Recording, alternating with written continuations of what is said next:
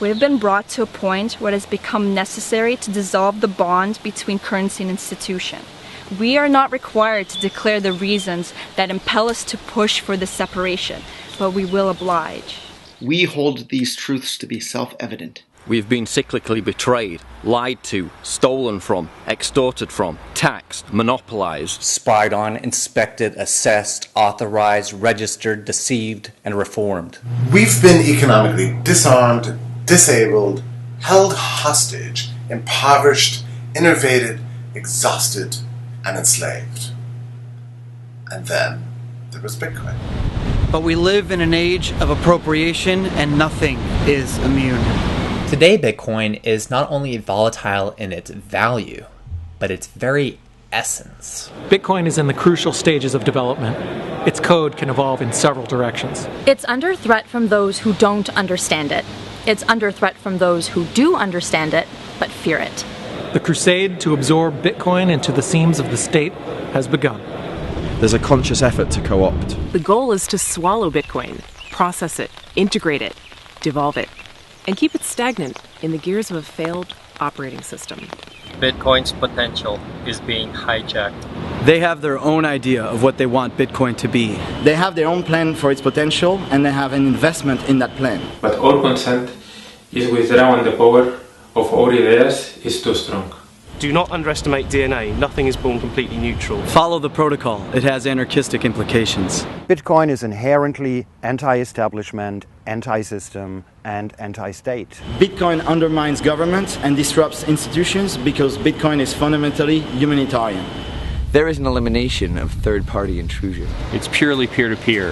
The blockchain is free speech. It's decentralized, voluntary, and non-aggressive. Bitcoin is not supposed to work within our current mechanisms. Bitcoin needs not entities of authority to acknowledge it, regulate it, tax it, or incorporate it. Cryptocurrencies do not pander to the power structures, they undermine them. Bitcoin is an animal of anonymity. Bitcoin basks in the shadows, and privacy is the point. Satoshi's facelessness is symbolic of this. Bitcoin is meant to function outside of regulatory systems. It is not a cog.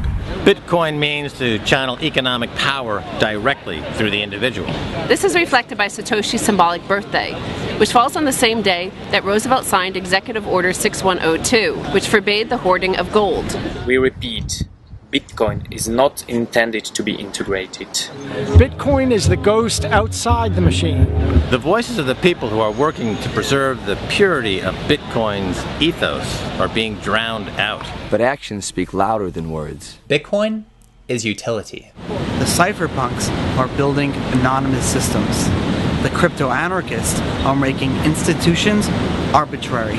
The internet is anarchy, and cryptocurrencies are the printless fingers of the internet. Bitcoin is not just a commodity or a convenience, and it is more than simply currency. The internet gave information freedom to the people, and Bitcoin will give financial freedom to the people, and that's just the beginning. There'll be a shift in the structure of enterprise, in the way we interact, in the way we voice our opinion, and in the way we fuel our actions. Bitcoin will allow us to shape the world without having to ask for permission. We declare Bitcoin's independence. We declare Bitcoin's independence. We declare Bitcoin's independence. We declare Bitcoin's independence. We declare Bitcoin's independence. Bitcoin is sovereignty. Bitcoin is sovereignty. Bitcoin is monetary sovereignty.